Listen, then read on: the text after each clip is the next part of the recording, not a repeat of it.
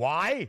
It's game week for week number 1 in college football. We shared yesterday, week 0 was a wonderful appetizer that if it means anything for the entirety of 2024, we can expect chaos. All 4 underdogs covering the spread in the 4 FBS games that we had on Saturday. But again, it's just 4 FBS games. We've got more than that on Friday.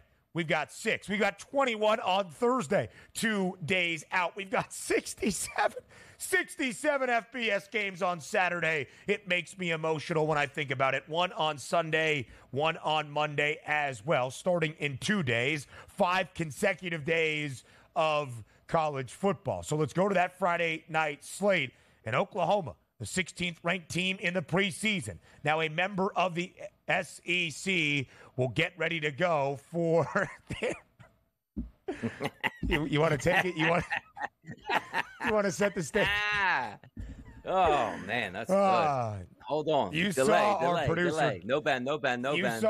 Listen, you saw our producer, Joe Frizo, yesterday. You did not hear him right there, but in our headsets, in our IFB, he wanted to let me know that 1 second for the graphic. No, I agree, Joe. It just was pretty good as we're building up the game to say it right then and there. It does stem a little bit of the momentum, but the graphic is now here, and thank God we have a graphic to show that Oklahoma is a 42.5-point favorite in their season opener in Norman against Temple. That over under 58.5. So again, you'll see this in spots in week number 1. Whether it's a lowly FBS program like Temple or an FCS team, you're going to see a lot of highly ranked teams around the country be a hefty favorite by many, many touchdowns, where the spread almost equals the total. OU laying 42.5 at home, and the over-under 58 and a hook, DRS.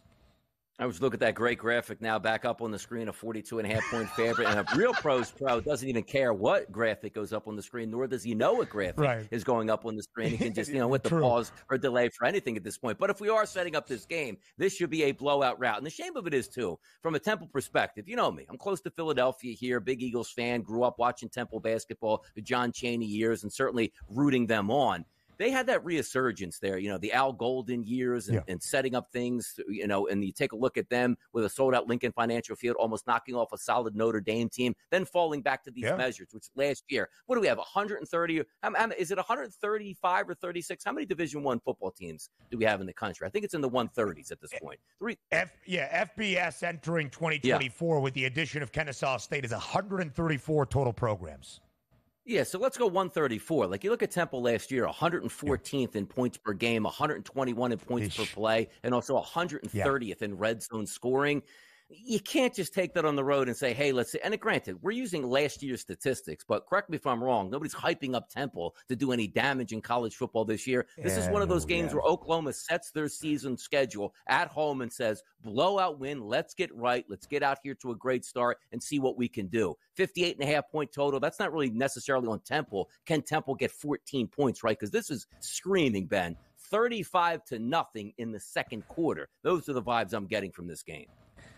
Listen, it's going to be very, very difficult for Temple, a team that has gone 3-9 in each of the last 3 years. Stan Drayton has been the head coach for the last 2, so his combined record just 6-18. The Owls with bottom 10 in terms of the returning production for 2024, only 36% of Temple's production from a season ago is back, which could be considered a good thing. All right, we weren't very good. Let's get some new faces in new places. Or it's an indication it's going to be another struggle because the guys that you would expect to be there for year-over-year improvement aren't back for the Owls. Matt Rule was great in Philadelphia. He won back-to-back years of 10 games for Temple before he went on to Baylor. It continued over for a few years at Temple. It's been a struggle. And as an underdog 10 times a season ago, the Owls just 2-8 against the spread. Now, Oklahoma, a 10-win football team last year in year number 2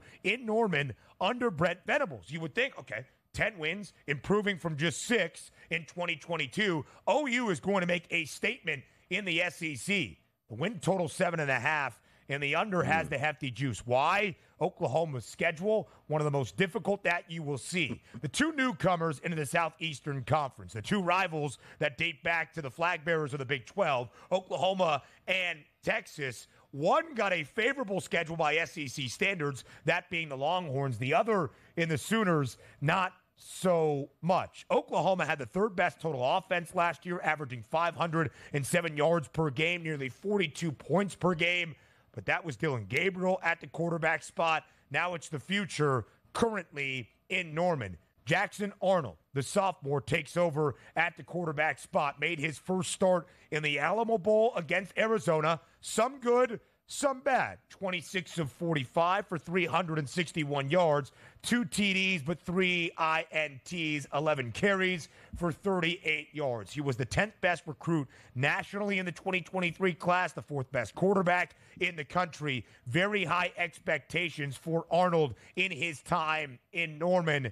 But it could be a struggle of a season, even for an Oklahoma team, Donnie, that enters the year ranked 16th in the country. Yeah, be careful what you wish for. And I'm finally happy that this is all playing out, because we understand the almighty dollar is driving these. And you can't fault the chancellors, the presidents, the Board of Regents for saying, okay, we're making $40 million on this hand. If we go to the SEC, we'll make $65 million. Of course, that's going to make the most sense. But from a fan perspective for Oklahoma, you're used to entering into your season saying, hey, we have an outside chance at least to make a run to the national championship, which means recruiting is higher, fan base is higher, more apt to make donations. What happens if you go to the SEC? And I'm not even going to downgrade Oklahoma and say they're going to be a middling program, but let's just say they're not challenging for the supremacy of the SEC. That fan base is going to be like, boy, was that a really good move? Because it's the almighty dollar. When we head into the season, you can pencil in 8 wins, and if we beat our rival Texas in the Red River rivalry, we might be headed to a Big 12 championship and in the playoff. That's a lot more fun than going like, yeah, it's great being in the SEC, but we only win 7 to 8 games per year. That is a gauntlet schedule on a year-to-year basis that you didn't used to have, and now you do. I want to see how this plays out.